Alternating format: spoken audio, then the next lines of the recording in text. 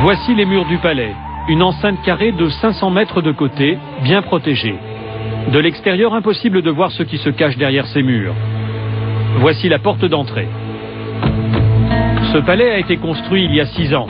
Le prince Al-Walid, qui en est à son 4e mariage, vit ici avec sa fille de 21 ans et son fils de 23 ans.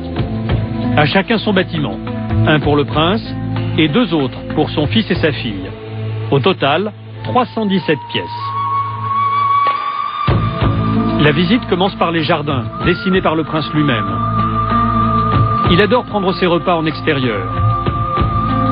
Un jardin japonais, quelques rocailles, de quoi organiser d'agréables barbecues. Cette piscine se prolonge à l'intérieur du bâtiment de droite.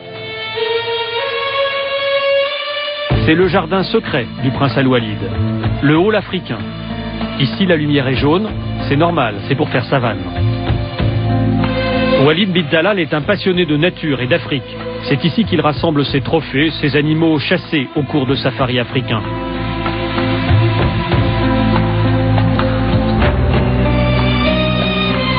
La visite continue par des couloirs souterrains. Tous les bâtiments sont reliés entre eux par un réseau en sous-sol. Il y fait plus frais. Et voici le complexe sportif privé du prince. Il s'y rend tous les soirs pour nager dans cette piscine. Il peut y faire des longueurs de 30 mètres ou se lancer de son plongeoir de 5 mètres. Tout autour du bassin, des petits salons permettent de recevoir des amis et de leur montrer la maquette de la tour Kingdom, la fierté du prince.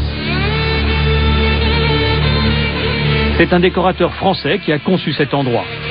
La France, où le yacht du prince est amarré chaque été dans la baie de Cannes. Bien sûr, il y a une salle de cinéma privée.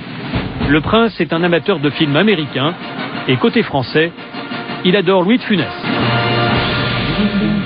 Et quand il faut partir, le prince peut choisir. Il change de voiture tous les jours. Des 4x4 qu'il possède chaque fois en double exemplaire, un pour lui et un pour ses gardes du corps.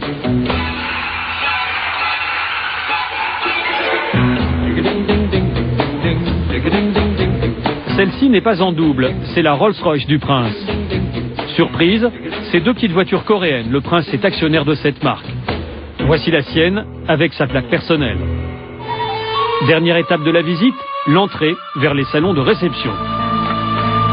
Régulièrement, le prince invite ses hôtes de marque, des membres de la famille royale, mais aussi des chefs de tribus venus de toute l'Arabie Saoudite. Et ce qui se dit dans ces salons a de bonnes chances de remonter jusqu'aux oreilles du roi. Notre visite s'arrête là. Le prince ne nous a pas laissé filmer ses appartements privés.